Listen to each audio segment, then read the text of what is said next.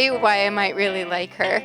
Um, so, usually, at the end of our story slam, well, actually, usually this is a new thing. Since we didn't have a theme tonight, um, we thought that, wait a minute, I'm forgetting something.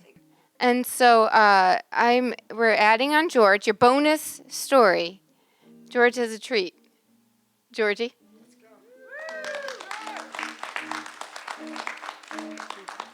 Keep playing, Luke. I got to catch my breath from that story.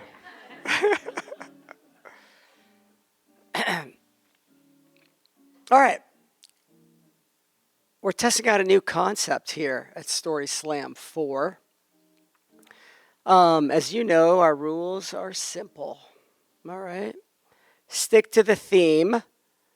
I mean, today was wild card, so they're really, I don't even know what these themes were all over the place, but you got to stick to the theme. You got to keep it to 5 minutes or less. It seemed like we were pretty good there. Thank you, everybody. It needs to be personal, right? And it needs to be true. All right? So stick to the theme. Keep it to 5 minutes or less. It needs to be personal. It needs to be true. So this new concept that we came up with over the last 48 hours, or maybe the last 5 hours, is, did George follow the rules? So that's what you have to decide as an audience, okay? So here it goes. Here is my story for you. I was at the grocery store one day around the holidays a few years ago. As a matter of fact, it was Christmas Eve. And the snow was coming down. It was a beautiful day at the Jewel. And who do I run into? An old lover. I first saw her as I looked out at the frozen foods. Didn't want to be a creep, but I did walk up and I touched her on her sleeve. At first, she didn't know who the fuck I was. But then her eyes flew open so wide, I thought she was going to smack me. When she went to give me a hug after she realized who it was, her purse went flying. Everything went everywhere. And what did we do? We laughed. We laughed so hard until we cried. We stood in line together at the checkout stand. And everything was bagged. We were ready to leave. We stood there a bit, just not knowing what to do next, but we kept talking. We kept reminiscing. Imagine that at the checkout stand, ready to go. You just saw your old lover after years, and you can't stop talking. Then we said, what the hell? Let's go get a drink. All right? Let's go get a drink. A Christmas Eve drink. Why not? Family can wait. But even the Valley Lodge wasn't open. It was Christmas Eve. But the liquor store was open. And so I didn't get any whiskey. I didn't get any bourbon. I got a six-pack. All right? And we started drinking it in her car. I'll save you all the details for Pit and Tap later. But we'll be there later, by the way, if you guys are interested in a cocktail. But we drank a toast, a toast to innocence, to old love. We drank a toast to now.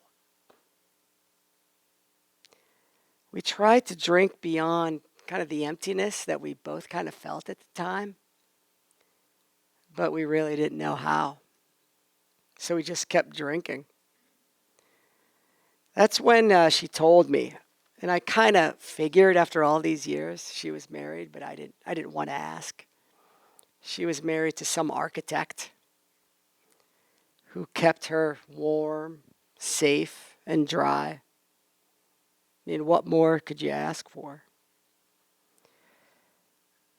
But as I knew her back in the day, she found it really, really hard to lie.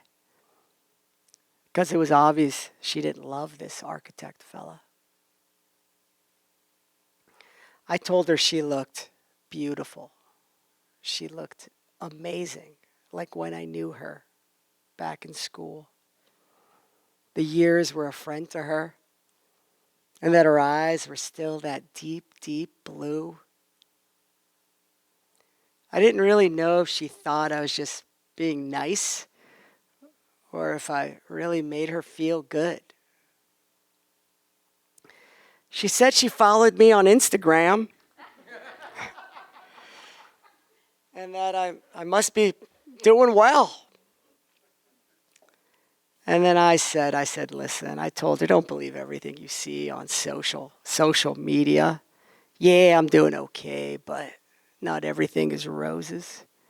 But I can't complain too much. So we toasted again. We toasted again to innocence. We toasted again to being present. And we toasted again to time. Time. And how sad it is that time just goes by. Well, the beer was gone. We ran out of things to say. And I had to be home for Christmas Eve dinner. However, before I got out of the car, she gave me a little smooch. Just a little one, barely touching my lips, but it was a smooch. And as I sadly watched her drive away, just for a moment, just for a brief moment, I was back at school. And it left that old familiar pain, seeing her drive away. And as I turned to make my way back home, that snow turned into rain. Thank you for attending Story Slam 4. Let's give it up for Amy Falkowski.